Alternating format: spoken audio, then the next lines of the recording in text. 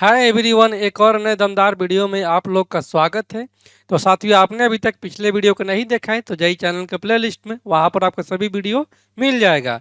तो आज का हमारा पहला प्रश्न है, चीनी की कीमत में 25% की बढ़ोतरी हो जाती है तो किसी परिवार को अपने खर्च को पहले जैसा ही बनाए रखने के लिए चीनी की खपत कितने कम करना चाहिए। ठीक है, तो जितने का वृद्धि हुआ है उतना ही किसको कम करना होगा। तो कितना का वृद्धि हुआ है, यहाँ से निकल जाएगा हमारा प्रतिशत कमी। ठीक है, तो ये हो जाएगा प्रतिशत कमी बराबर में ये वृद्धि हुआ है 25% का, और वृद्धि को कितना हो जा रहा है, ये 125 हो जा रहा है, और गुने का हो जाएगा ये 100। तो यहाँ से हो जाएगा 25 पाँचे 125 और ये 20 पाँचे 100, यानी कि इसका परसेंट कमी जो है वो यहाँ से 20% है। अगला प्रश्न है कि 12,400 रुपये की राशि को अर्जुन, बाबुल और चमन के बीच इस तरह विभाजित किया जाता है कि अर्जुन को चमन को मिली राशि का 40% हिस्सा मिलता है और बाबुल को चमन को मिलने वाली राशि का 2/3 हिस्सा मिलता है।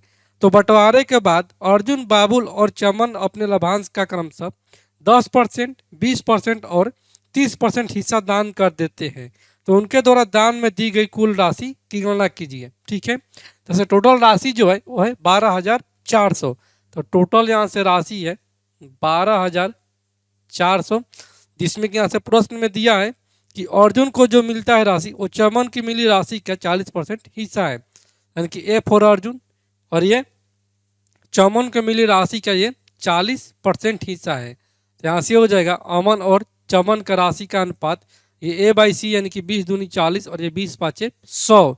और फिर आगे है कि बाबुल को जो राशि मिलता है वो चमन को मिलने वाली राशि का 2/3 हिस्सा है, यानी कि जो बाबुल को जो राशि मिलता है वो चमन को यानी कि 5 का ये 2/3 हिस्सा है। तो बाबुल को कितना मिल रहा है, इसको मिला 10/3 मिल रहा है। तो इनका राशि का अनुपात क्या कर लेंगे, तो ये हो जाएगा A अनुपात B अनुपात C बराबर में A का कितना है 2 है, B का यहाँ से आ गया 10/3 और C का कितना है यहाँ पर ये 5 है। तो यहाँ से अनुपात में हो जाएगा ये 3 दूनी 6 अनुपात का 10 और ये 3 पाँचे 15। तो ये राशि टोटल कितना हो जाएगा अनुपात में, ये हो जाएगा 15, 10, 25 और 6 31 हो जाएगा। तो ये अनुपात में 31, जबकि राशि में कितना है 12,400 रुपये है। तो यहाँ से एक बराबर में हो जाएगा ये 400, क्योंकि ये 31 इंटू का 4 बराबर 124 होता है। तो यहाँ से पूछा है क्या, पूछा है यहाँ से कि बाबुल और चमन अपने लाभांशों का जितने तीनों व्यक्ति है वो 10%, 20% और 30% हिस्सा दान में कर देते हैं, और दान देने वाली जो राशि है वही इसका टोटल राशि पूछा है। तो यहाँ से अमन का कितना हो जाएगा, सॉरी यहाँ से अर्जुन का कितना हो जाएगा राशि, ये 6 चौके 2400, यहाँ से अर्जुन का हो जाएगा राशि 2400, और 2400 का ये दे रहा है कितना 10% दे रहा है दान में।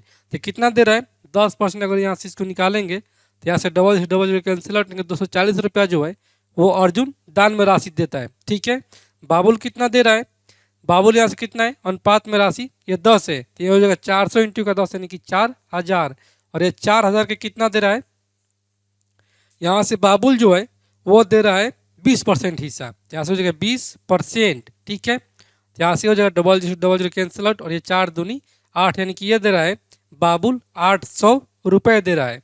ठीक है, और ये चमन कितना दे रहा है, चमन के यहाँ से राशि का अनुपात है 15, जबकि एक का मान कितना है 400, तो 15 चौके 60 यानी कि 6,000 रुपये हो जाएगा, और ये दे रहा है 30% दे रहा है। तो यहाँ से 30% निकाल देंगे, तो यहाँ से डबल जीरो कैंसिल आउट, और ये 76 1800, इनके 1800 रुपया जो है वो यहाँ से चमन दान में राशि देता है। तो टोटल राशि कितना हो जाएगा दान में दी जाने वाला राशि, ये जगह 1800 प्लस का 2 यानी कि ये 2000 प्लस का ये 8 यानी कि 2800 प्लस का 40 यानी कि 2840 रुपया जो है वो टोटल दान में दी जाने वाली राशि है। अगला प्रश्न है कि किसी संख्या का 60% एक शतक से 28 कम है, इसे दोहरे शतक में बदलने के लिए निम्न में से कौन सी संख्या जोड़ी जानी चाहिए। दोहरा शतक यानी कि 200, तो ये संख्या है किसी संख्या का 60%। तो मान लेते कि वो संख्या जो है वो है ए, तो ए का 60% जो है 60% वो कितना कम है, ये एक शतक से 28 कम है, यानी कि 100 से 28 कम है। तो यहाँ से संख्या हो जाएगा 28 और 2 30, 30 और 70 100। तो यहाँ से हो जाएगा 20 तिया 60 और ये 20 पाँचे 100 और यहाँ से हो जाएगा 24 तिहाई 72 और ये हो जाएगा 24 पाँचे 120 यानी कि संख्या जो है वह कितना 120 है। लेकिन ये नहीं पूछा है, पूछा है यहाँ से कि इसे दोहरे शतक में बदलने के लिए कौन सी संख्या जोड़ी जानी चाहिए। ठीक है, तो ऐसे दोहरा शतक यानी 200 बनाने के लिए क्या इसमें जोड़ेंगे, तो ऐसे 80 अगर जोड़ देंगे तो ये हमारा हो जाएगा कितना, ये 200 हो जाएगा। इनके जोड़ने वाली संख्या जो है वो 80 ही है। अगला प्रश्न है 5 पुरुष और 8 महिलाएं मिलकर एक काम को 10 दिनों में पूरा कर सकते हैं। 3 पुरुष और 6 महिलाएं उसी काम को 15 दिनों में पूरा कर सकते हैं। तो 20 महिलाओं को यह काम करने में कितना समय लगेगा। जैसे मैन और वुमेन की पहले क्षमता ज्ञात कर लेंगे। तो शुरुआत में कितने काम कर रहे हैं, 5 पुरुष और 8 महिलाएं, यानी कि 5 मैन और 8 वुमेन ये मिलकर कार्य को समाप्त कर दे रहे हैं कितना दिनों में, 10 दिनों में। ठीक है, जबकि इसी काम को यहाँ से 3 पुरुष और 6 महिलाएं यानी कि 3 मैन और 6 वुमेन मिलकर इस काम को समाप्त कर दे रहे हैं ये 15 दिनों में। यहाँ से हमारा जाएगा 25 यहीं 15 और ये 5 दूनी 10, तो 2 से गुना हो जाएगा। तो 5 दूनी 10 मैन प्लस का 8 दूनी 16 वुमेन और यहाँ से हो जाएगा 3 का 9 मैन प्लस का 3 छक्के 18 वुमेन।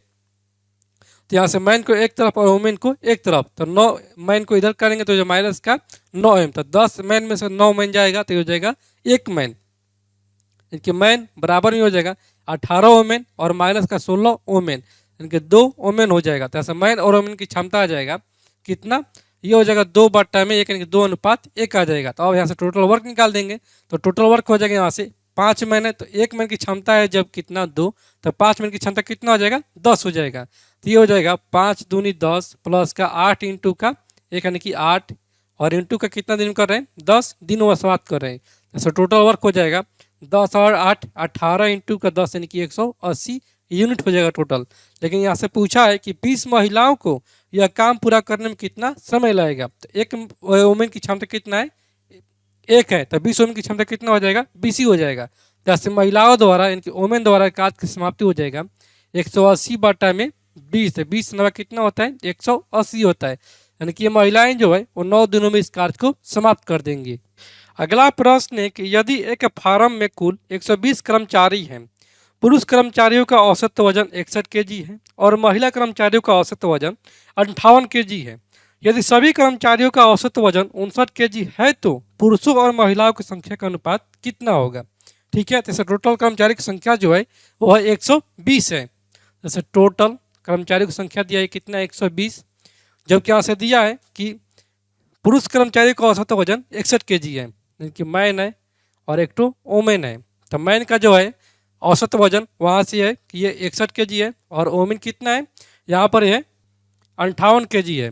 ठीक है, और ओवरऑल इनकी टोटल कर्मचारियों का औसत वजन कितना दिया है, ये 59 दिया है। यहाँ से हो जाएगा हमारा मैन और वुमेन का अनुपात आ जाएगा, ये 61 में से 59 जाएगा तो ये हो जाएगा 2 और 59 में से 58 जाएगा तो ये हो जाएगा 1:2 आ जाएगा। और यहीं पूछा है और यहीं पर पूछ देता कि मैन कितने और वुमेन कितने, तो यहाँ से हो जाएगा टोटल कितना हो जाएगा 1 और 2 यानी कि ये हो जाएगा 3। तो 3 का मान जो दिया है वो कितना है, टोटल कर्मचारियों की संख्या 120, जैसे 1 बराबर हो जाएगा 40। तो यहाँ से मैन का यहाँ आ जाएंगे 1 × 40 यानी कि 40 और वुमेन कितना हो जाएंगे 40 दूनी 80 हो जाएगा। ठीक है, यानी कि पुरुष कर्मचारी की संख्या 40 हो जाएगा और महिला कर्मचारी की संख्या 80 हो जाएगा।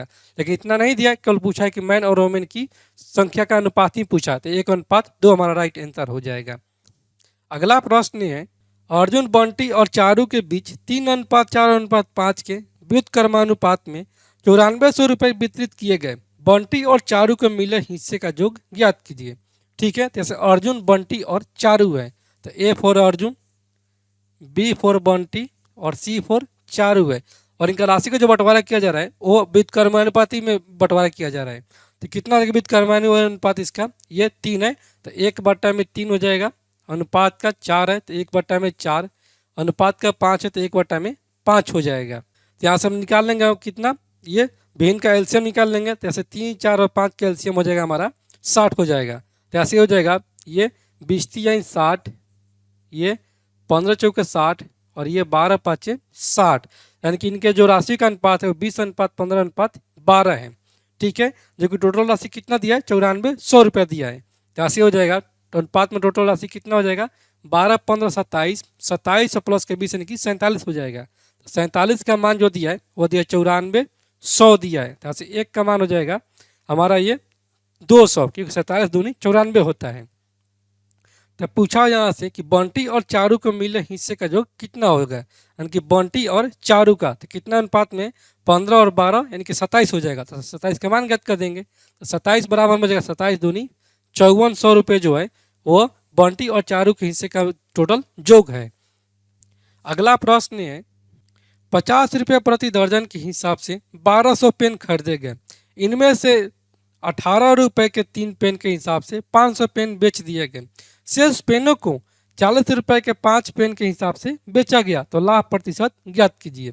ठीक है, जैसे कितना में खरीदा जा रहा है 50 रुपये प्रति दर्जन के हिसाब से, यानी कि यहाँ से क्रयमूल्य किया जा रहा है 12 गो पेन का जो मूल्य है वो है 50 रुपये है, तो एक पेन का मूल्य कितना हो जाएगा 50 बटा में 12 हो जाएगा। तो पूछा है किसका, ऐसे टोटल पेन की संख्या जो दिया वो दिया है 1200, जैसे 1200 में कितना हो जाएगा, ये हो जाएगा 50 बटा में 12 इंटू का 1200 हो जाएगा, तो ये कट जाएगा 100 बार में, तो 100 इंटू का 5 यानी कि 5000 रुपये में टोटल पेन को खरीदा जा रहा है।